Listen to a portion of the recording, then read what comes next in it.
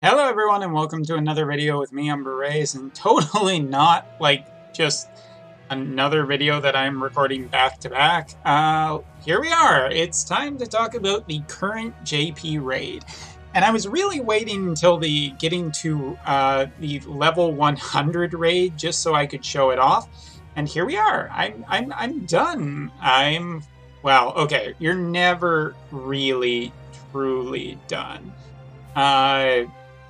You just keep doing raids forever, right? All right. So anyway, we're going to show this raid off. We're going to talk about it. It should be useful for globalers in the future. And not only that, the two-headed dragon, or as I have so aptly named him, the two-headed douchebag, is a real right pain. And you guys on the global side will also be fighting him during the half anniversary point event, or whatever the heck it's relabeled to.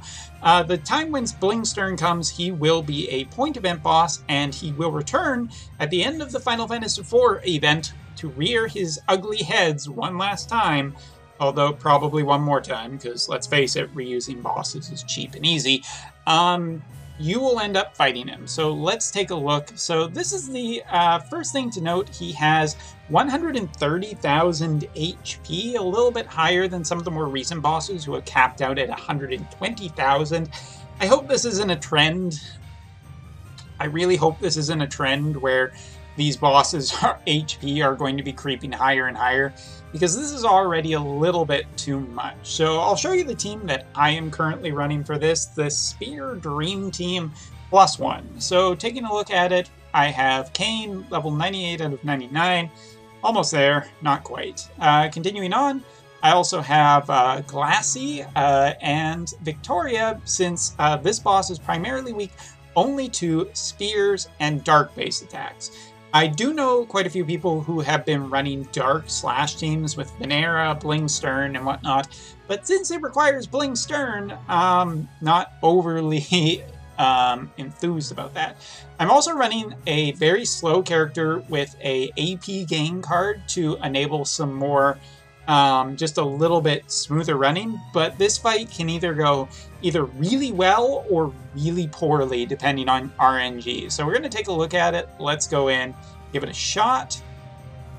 First one's always free. The second one always costs you. I think that's like the gummy motto or something. Alright, so a couple things you'll note. There are some holy elementals here. They can heal the boss, but they are so insignificant that you're probably not even going to pay any attention to them, just because they're not particularly that threatening. I have worked out a strategy that works pretty well with this fight, but nothing's any kind of a certainty. So we're going to run Glassy right in. She is going to be very brave for us and go right in here. Take out that Holy Elemental. Twin-headed dragon will go up, hit that. If we are lucky, we'll get a counter.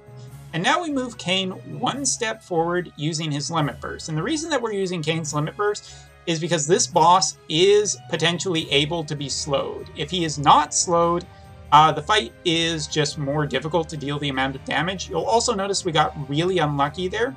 The one thing that happened is that anytime this enemy is hit, there is a chance he can do an AoE counter in the surrounding two panels to either side of him, which also causes a full break effect on your units, which is pretty detrimental in trying to deal damage, and this boss can stack a fair amount of damage on you already pretty quickly. So yeah, it's not a great thing that we got pretty unlucky there. We got no slow, and we also got hit with that, and he is just going to start laying into us. So we're going to throw the big spear attack for Kane. We're also going to be trying to position our characters. We want to start dealing as much damage as possible, but since we don't have slow, we are going to be kind of limited. Not only that, we also have the break on us, which is a little bit unfortunate. We're also going to throw in our weak character here to try and bait the dragon.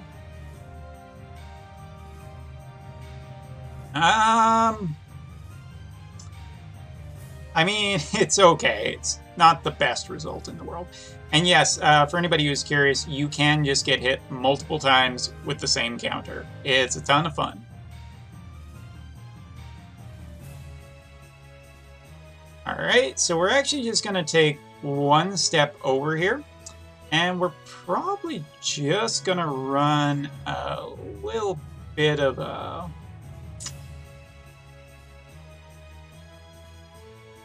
We're going to try and take out his accuracy, but it should be noted that the dragon is just... It really doesn't matter that much. Alright, so give him a poke. From my experience doing this raid, you're basically trying to get about halfway done. See, he's going to move, so that's not the best thing we can probably do. We're just going to give him another poke, reducing his spear resistance. Try and get into position properly. Going after Glassy, which is by far not a terrible thing. What we're really trying to do also in this fight is we are trying to keep the twin-headed dragon from using his AoE. He does have an incredibly powerful AoE that can devastate your entire party. It hits in a diamond pattern around him, and it can also cause one of 3 status effects, which is something I haven't gotten into. He has his AoE ability that can deal a good amount of status effects. He also has a two-head attack, which, oh shoot, you just can't do that. That's a shame.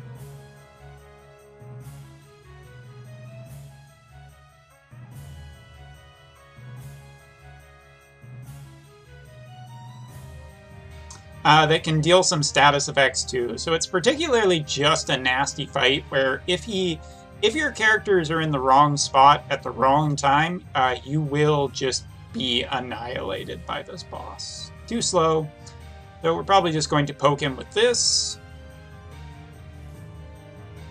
And get one last poke in, taking him down to about under 50,000, which is not bad. Again, over half of his HP means that we can probably finish him. The diamond AoE can cause silence, blind, as well as another particular status effect. And his two-headed attack, which is a chain attack, of course, because it hits for 2 attacks, but can also cause paralysis, which is a super big issue for trying to deal with this boss. Because, from my experience, a lot of the times he will paralyze, particularly Cain. He really likes to paralyze Cain. Then he will just proceed to, and then you will basically have a Cain that is entirely useless for multiple turns, losing you a ton of damage. There is the ring that you can run that gives some protection against paralysis, but it's not really good, as the level 100 boss is basically, if he wants to paralyze you, I don't think that the resistance is really going to help all that much. But this is a consistent opening, and I have found a consistent way of doing this. And so other people have been running all kinds of different things, like slash-based teams, and by all kinds of different things, I basically mean slash-based teams. But this is pretty accurate, and it's a pretty reliable way to just get a lot done. Let's see if we can't get the slow counter on him. It does work, I promise you. There we go. This frees up a lot in this fight, because you can potentially build better chains, but it is one of the most valuable things. And I do think, if anybody is wondering, before you type it in the comment section, yes, I do think would be reasonable to be running Cain with a dark base team, especially if you have something such as the Diablos card. You could get a lot of value out of it. Huh. His speed is just slightly too good to get away with my jumps here. Well, keep poking him. We have a now, when he's at low HP, there's also a chance that he will use his AoE. There was his paralysis, so we're going to hope that we don't get... There's one.